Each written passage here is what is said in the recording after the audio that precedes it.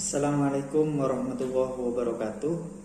Bertemu lagi dengan saya Muhammad Arif, dosen Prodi Akidah dan Filsafat Islam UIN Sunan Kalijogo, Yogyakarta. Dalam video kali ini, saya akan melanjutkan penjelasan saya yang sebelumnya tentang sejarah Wahdatul Wujud Ibnu Arabi. Nah, di video ini saya akan mengulas tentang apa itu konsep Wahdatul Wujud yang digagas oleh Ibnu Arabi. Bedanya dengan hulul itu apa? Bedanya dengan ittihad itu bagaimana? Apa itu Wahdatul Wujud? Untuk mengurai pertanyaan apa itu Wahdatul Wujud, kita harus melacak lebih dulu kepada apa yang dikatakan oleh Ibnu Arabi dalam Futuhat Al-Makkiyah.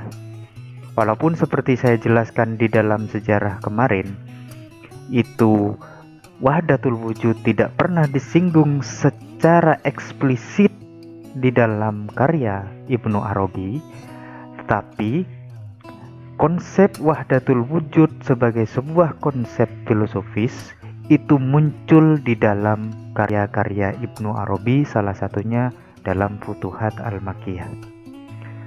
Salah satu kutipannya adalah seperti ini: Athbatal kasrata fi thubuti wan fiha minal wujudi wa athbatal wahidata fil wujudi wan fiha minas thubuti. Yang artinya kurang lebih seperti ini: kukuhkanlah yang banyak itu di dalam entitas-entitas yang permanen, dan hilangkan yang banyak itu dari wujud. Kukuhkanlah yang satu di dalam wujud, dan hilangkan yang satu itu dari entitas-entitas yang permanen. Pendeknya kurang lebih menjadi seperti ini.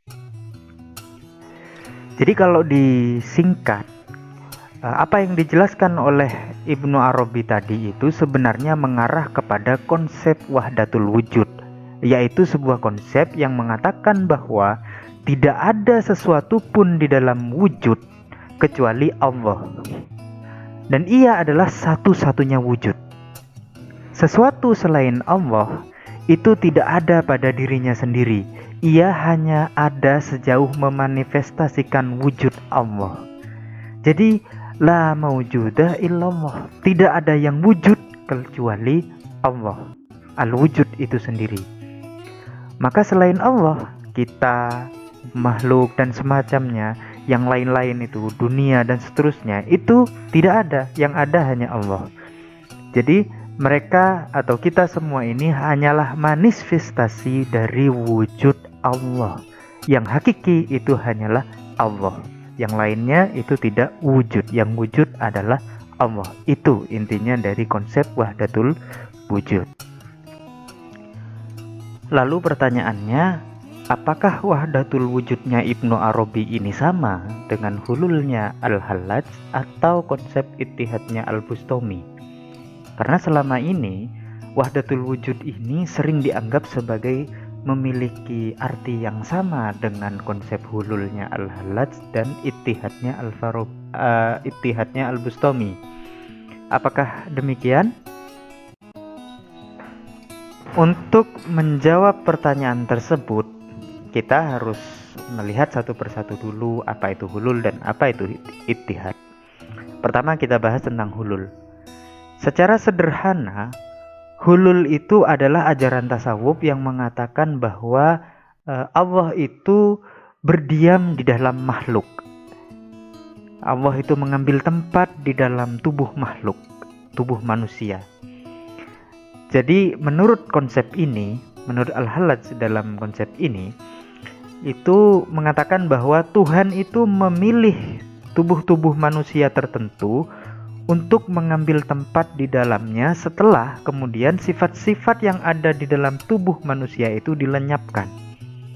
Konsep ini muncul dalam pemahaman Al-Hallaj tidak lain karena ia meyakini bahwa Allah itu mempunyai dua sifat yang mendasar, yaitu ketuhanan atau lahud dan kemanusiaan dan atau nasut.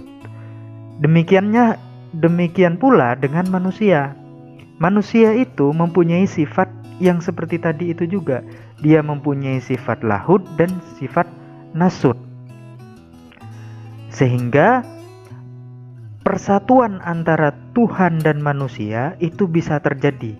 Dan persatuan di dalam pemikiran Al-Hallaj ini, persatuan adalah persatuan antara manusia dan Tuhan. Di dalam konsep Al-Hallaj ini adalah hulul atau mengambil tempat.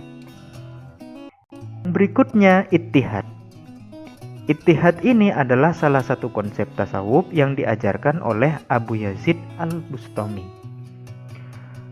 Secara sederhana, konsep ittihad ini adalah ajaran tasawuf yang mengatakan bahwa menyatunya Allah dengan makhluk. Konsep ini merupakan satu tingkatan di dalam tasawuf di mana seorang sufi telah merasa dirinya itu bersatu dengan Tuhan. Karena yang dilihat, yang dirasakan itu hanya satu wujud. Paham ittihad ini timbul sebagai konsekuensi lanjut dari pendapat Abu Yazid Al-Bustami yang menyatakan bahwa jiwa manusia itu adalah pancaran dari nur ilahi. Keakuan manusia itu merupakan pancaran dari Yang Maha Esa. Jadi, ketika tahap ittihad ini dicapai, itu kemudian manusia itu merasa dirinya telah menyatu dengan yang ilahi.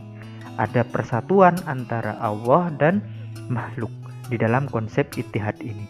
Kalau hulul tadi mengambil tempat atau berdiamnya Allah di dalam makhluk, kalau ittihad ini menyatunya Allah dengan makhluk.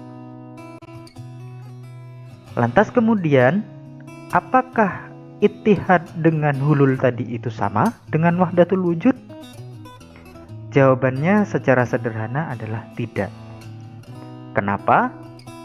Karena wahdatul wujud itu tidak mengajarkan menyatunya Allah dengan makhluk dan tidak mengajarkan berdiamnya Allah dalam makhluk atau mengambil tempatnya Allah ke dalam makhluk.